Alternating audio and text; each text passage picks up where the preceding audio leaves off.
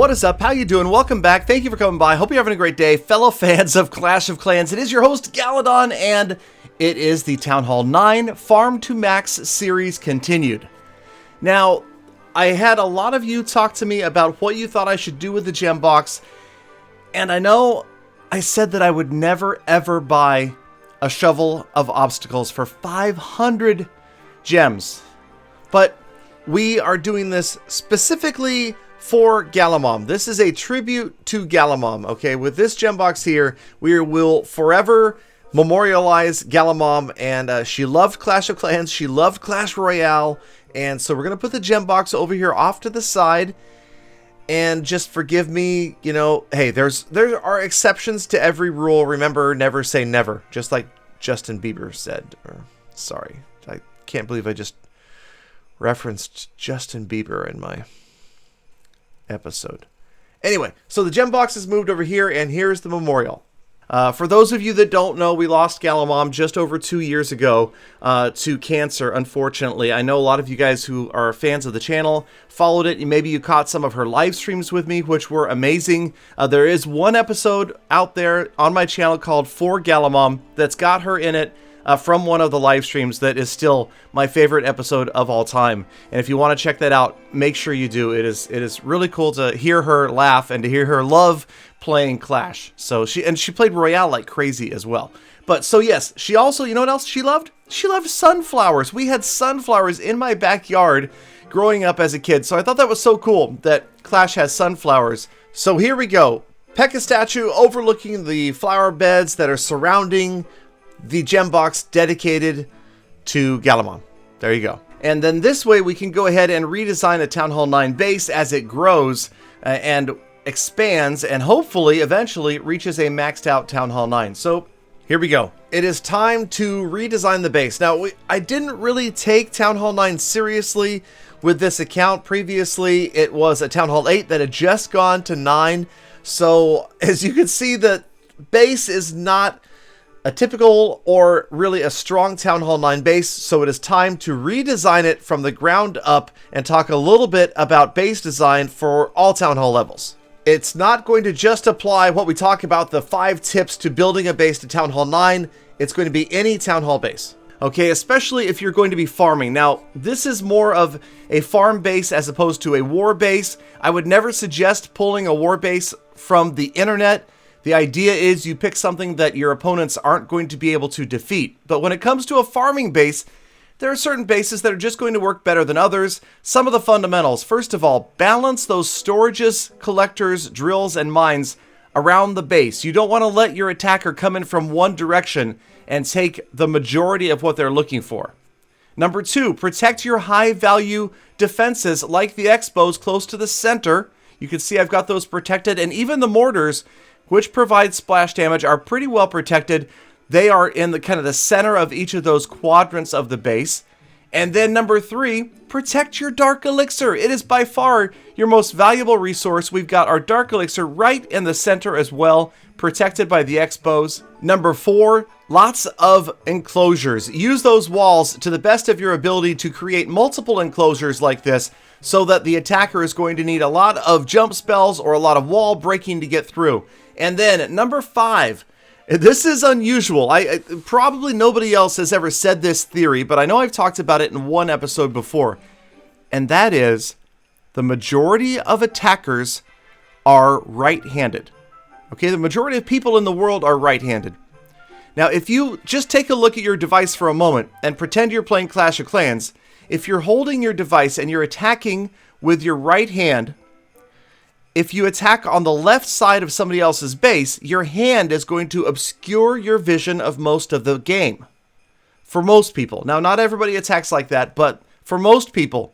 So what happens is subconsciously, right-handed attackers are much more likely to attack from the right-hand side of the screen, given all other things equal. So when you look at a base like this, where everything is relatively symmetrical, defenses are pretty much evenly set around the base, we're going to find that most attacks that try to go in after everything are going to come from the right-hand side, and that is why we placed almost all of the spring traps and the bombs on the right-hand side protecting that. We'll see. We will study that theory, but from what I've found so far, that is pretty true. And those are the 5 fundamentals of building a base. So that's my Town Hall 9 base. Feel free to copy it if you want. It is not original. It's not my original design.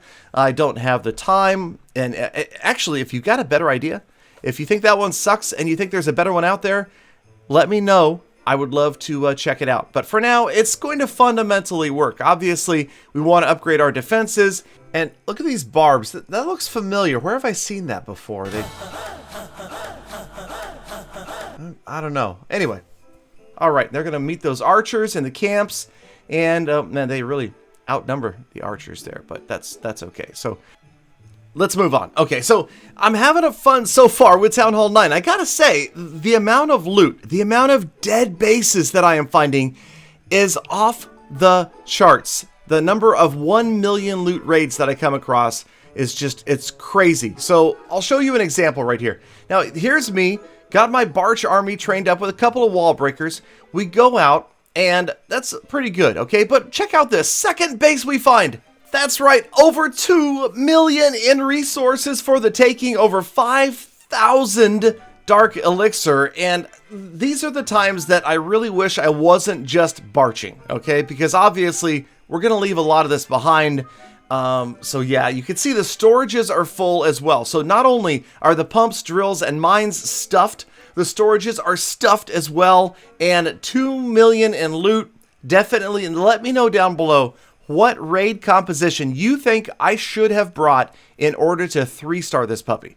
Okay, because I'm sure that I could have easily, even with my little baby heroes, with a well-planned out attack, 3-starred this thing. And yeah, so we just spam the Barch down, and then we're going to try to get in on the right-hand side here at the bottom, go after these storages and towards that dark elixir and pick up some more. Obviously, you can see I have not gotten a great deal of the 2 million. Okay, maybe I got about half. About half of the 2 million in resources that were available just came from the outside ring, which is a lot. I mean, that's a pretty good pickup, but nonetheless, the majority of the rest of the loot is well protected, even with only one expo working. I definitely could have done better. Would love to hear what you guys think I should bring. Now, also, you know, there's the trade-off. You got to remember, if I bring Barch, I can pretty much raid non-stop with a boosted set of barracks with boosted barracks. I can pretty much raid non-stop. Now, if I train something else that's more involved, miners or balloons and whatever it is, it's going to take longer to train, which is going to eat up a lot more time, which is something we don't necessarily have a great deal of. Now, here's an example of a base that I decided I was going to go specifically after the 3,000 Dark Elixir, because I realized that I'm noticing even early on in these raids, in these episodes, I can see that I'm going to be maxed out with defenses long before I'm ever maxed out with the heroes. So definitely going to start to focus a little bit on Dark Elixir and work those heroes up. Plus, they just help so much. So here we go with a rough Barch funnel. On this right-hand side, you can see that the Dark Elixir storage and both of the drills are all kind of in the same quadrant. Check out the double jump right here.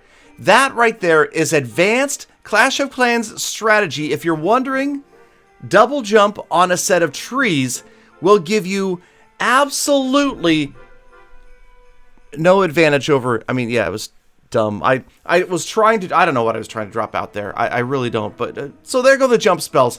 And that does change things a little bit. Obviously, we could have jumped our way into the core. There was a better place I could have dropped this jump spell. You can see right in between where the king and the queen are. I could have dropped it on that enclosure, and then we could have gotten at least in deeper. But you can also see that we've broken a wall on the interior. The Archer Queen doing a great job right there, and she is indeed going to get to the Dark Elixir storage and almost completely clear it out. All but 55 Dark Elixir is collected.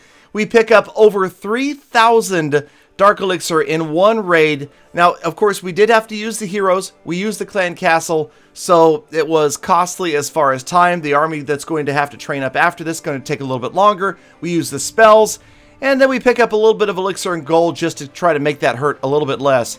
But hey, it's going to be a balance, and it's going to be fun. Now, we're going to talk to my man Klaus You know, he did a series called Fix That Rush that was hugely successful and really well done. I want to find out some more strategies and info from him. I am always reading the comment section and, of course, my social media. Follow me at Galadon Gaming. Make sure you subscribe for the earliest update and sneak peek information. And I hope you all come back again tomorrow for more full attacks.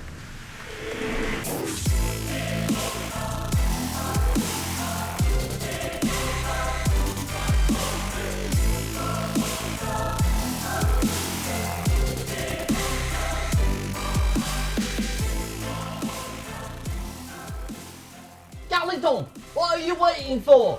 Go to Town Hall 10. It's time.